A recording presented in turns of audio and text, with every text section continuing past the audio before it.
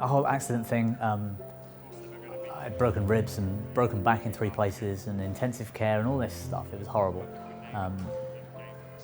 One of the paramedics joked that I died for a few seconds or something, you know what I mean? They had to resuscitate me and stuff. So I made that summer, when I got my amputation, my new birthday, like a start of a whole new life. I'm Bobby Griffin and you're watching Badminton Unlimited. Bobby Griffin is a standout example of how to make lemonade when life gives you lemons. Having survived a horrific accident in 2008 that resulted in amputation of his left leg, Griffin went on to win multiple accolades in para-badminton. This is his story. The reason I'm a below knee amputee, I had a road accident, amputation about nine years ago now, and it completely changed my life, not just physically, but it also changed me mentally. I think for the better. I think 6 months before I elected the amputation, which was quite a period after my accident actually, I'd had enough of life, really. I'd forgotten everything. I was grumpy and angry and overweight and unhealthy and struggling to walk unassisted and all that stuff. It was miserable, but I decided there and then that I'd wanted the amputation doing as the only option left, I suppose. And because I'd met a few amputees and they were really living life, the whole process from that point was actually still tough. I had to then convince people around me and my surgeons and consultants and all these medical people that this was the best course of action for me, and they were like, well, the dangers, the risks, and you might not be any happier and you might not be better, and it's great now. I can just say, look at me now, you know? As soon as I had the amputation done, within, I'm talking every day, every week, every month, things just got 10 times better, to the point where I almost got my entire life back, running half marathons and climbing mountains and getting back on a badminton court and all those kind of things.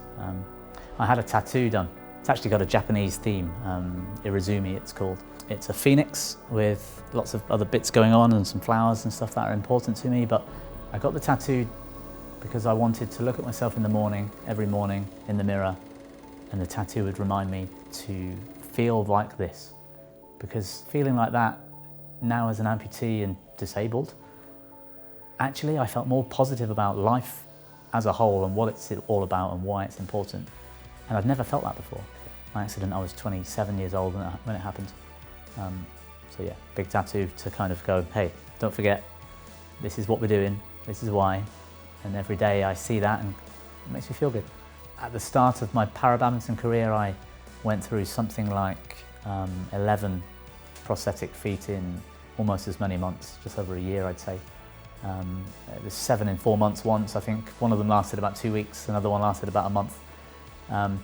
But because it's such a shock for this 60-kilo small guy who's already operating on a foot that they've kind of designed for guys 90, 100 kilos, because they know I put them through their paces. For me to break stuff like that, it wouldn't be great publicity really for the prosthetics companies to see this not particularly big guy destroying their carbon fibre feet. So they've always been really positive.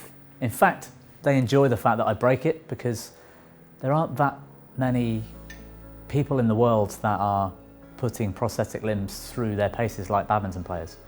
The prosthetic companies haven't designed feet for the purpose of racket sports, and they don't understand the movements involved and the pressure we put prosthetic feet under, the forces applied, and we're jumping in the air, we're landing on them hard.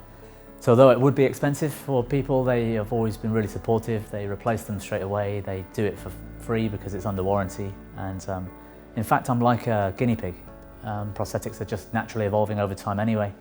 And it's up to us really to choose the right kit, the right equipment to do the job we're on. So touch wood somewhere.